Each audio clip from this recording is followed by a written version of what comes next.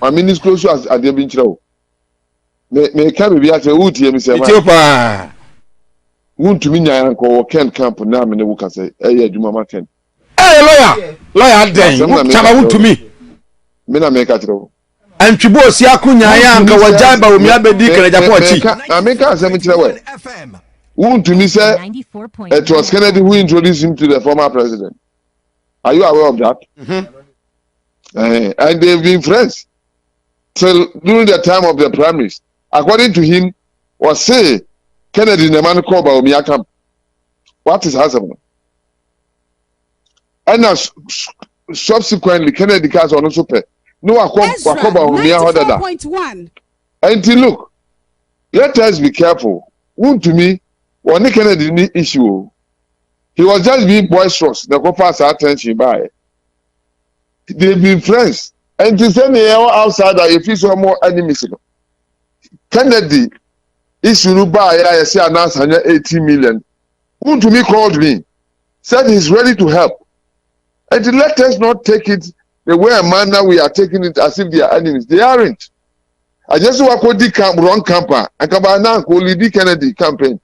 Unfortunately, I could do wrong camp. So with me about say they can say oh nya kran ko be ba no na monye no second there are a lot of people who could be Baumia camper and you must check camp back in the so why not Wontumi? Because he was a central. There were two people who held the campaign of Baumia in Asante region, strong men. One of them is with Kennedy now. 94.1. Or you penny at the right time. Look, we are not happy that they are persecuting Wontumi. Wontumi is a friend. Wontumi is a brother. Wontumi is a party person. And as far as we are concerned, we have a duty to defend all MPP people. We will not allow John Mama and his people to abuse the right of members of the MPP. That is the subject matter. Every mischief to suggest that Kent's camp is happy is not true. I know I can't call baby or call you. So because be a conditional to me, I'm ready to help you meet the condition. That is a patriot. That is one who can be president. And so we are focused. Let Ken be Ken. Be connected.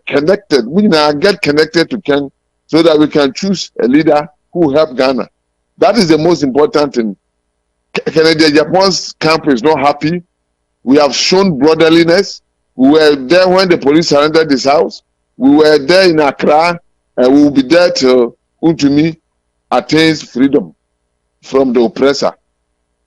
So you are saying, sir, my press conference I'm here now mo busa questions are kwan ahodo man so ne ade onye no monya response why response nobody problem be you Wontumi is not guilty on all the charges and other questions and busa no.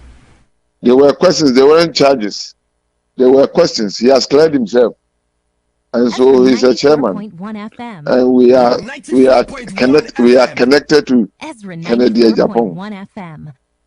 After the arrest of Chairman Wontumi by CID and Afi Yoku, many members of your party claim say na mokra no mo press conference amoye say ya man akwan ahodo wanye wadi sika no and ama the government of the day persecute Wontumi eti say yi we ya no say you me chat here for you now so 94.1 da Ezra 94.1 because FM. Yeah, press conference na ye bisa yeah bisa questions 94.1 FM. na mami chire mansa na matoa so sombe kaya amna yeah primaries MPP to choose flag bearer na I Wontumi kwa press conferences second the Japan ba kurom ha obechi no in reaction yes it's our press conference and you bisa several questions ache atwam video no mo bon na video a video atwam and we're asking legitimate questions then I can assure you say Wontumi has offered answers And since then, we have worked together as a team. We campaigned together for Baumia to come to power. Then we made appointment to about 3 committees. I'm here, Juma. And in some way, kind of, beyond you are, they can't charge the boy to me. In some way, kind of videos, Utieni, well, a biennial, Mosiaso, who would be anywhere, let the boy on a charge. Wontumi has explained. So, no, contracts in our top for are nearly direct from government. And they also use wire. And we are not behind his arrest. We don't know anything. In fact, most importantly, my name says Semai. One who may video now me call if you wanna. I was the first, one of the first to be called by Wontumi when the police came to his house. And I was the first lawyer to be in the house. For your information, I negotiated for the police to leave, the national security to leave his house. Before all other people came and had press conferences there.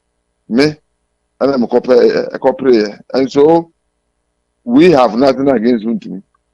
Persecution and NDC persecuting no. You call you now, search warrant, so be search Wontumi fee. Meanwhile, Monday or call charges a bono, a beer anyone merit search. Yes, so I illegal mining, and also go by them be search illegal mining one of them. Yes, so I go to a forest reserve, I wanted them. And you can see say a malicious persecution and the cause. Now we in the Canada Japan camp uphold what is going on because we don't believe that when there's rule of law, people should take the law into their hands and abuse the right of people who have served the interests of Ghana. So Wontumi aye bonia ye support to say ye prosecute, but not in this manner. Na mibusasa wodi wani ahu chama Wontumi me pacho debi ya tete se yesi Wontumi kwese hwe ase arehwo aka na mananim otwen nti na ne yabusa se no kura be na wom abi ne odaroma me chawo no etefo no ahefo awia we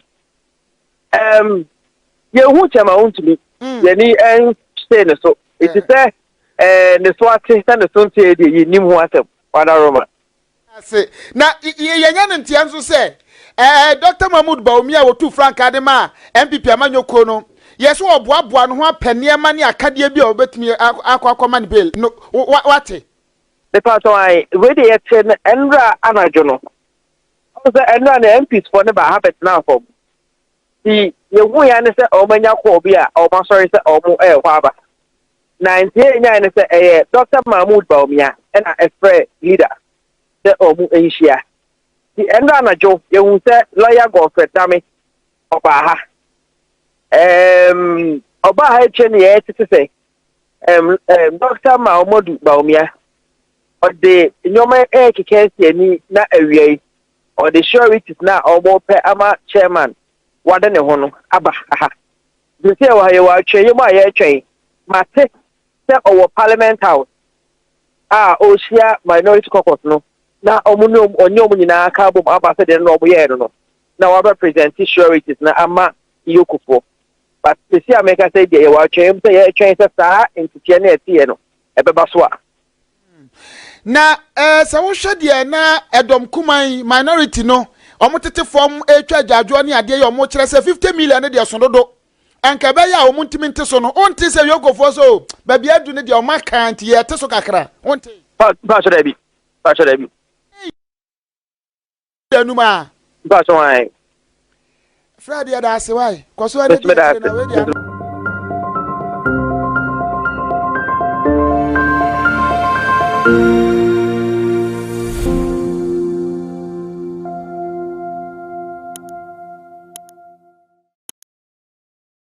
require press conferences second the Japan ba kuromu ha obechi no in reaction yes it's our press conference and you busy ask several questions ache etwam video no mo bo no yen na video a video atwam, and we were asking legitimate questions then. I can assure you that Wontumi has offered answers. And since then, we have worked together as a team. We campaigned together for Bawumia to come to power. Then we have made appointment to about 3 committees. I'm here, Juma. And in some way, kind of, Biansu ni wa na ka charges the boy Wontumi ho. In some way, kind of videos, Utieni, well, a Biani, Mosiaso, Urudu Biani, the boy on a charge. Wontumi has explained. So, no, contracts in our top for are direct from government. And they also use wire. And we are not behind his arrest. We don't know anything. In fact, most importantly, my name is Semai. One who me video na me call ni fie hona. I was the first, one of the first to be called by Wontumi when the police came to his house. And I was the first lawyer to be in the house. For your information, I negotiated for the police to leave, the national security to leave his house. Before all other people came and had press conferences there. Me, and I'm a corporate. And so, we have nothing against Wontumi. Persecution and NDC persecuting no. You call na omkura search warrant. So be search Wontumi fie. Minua Monday okwaa charges ye no. Ebia ni wa na merit search. Yes, so I illegal mining. And also go by them be search. Illegal mining one of them. Yes, so I go to a forest reserve. I wanted them. And you can see say malicious persecution and the cause.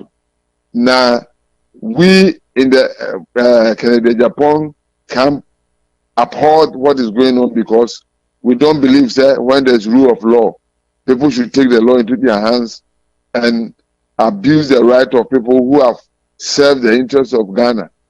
So Wontumi aye bonia ye support say ye prosecute, but not in this manner. Oh. Na mibusasa wodi wani ahu chama Wontumi. Me pacho debi. Ya tete say yes Wontumi kwahye hwe ase arahwo aka na mananim otwen ntina ne yabusa say no kura be na wom.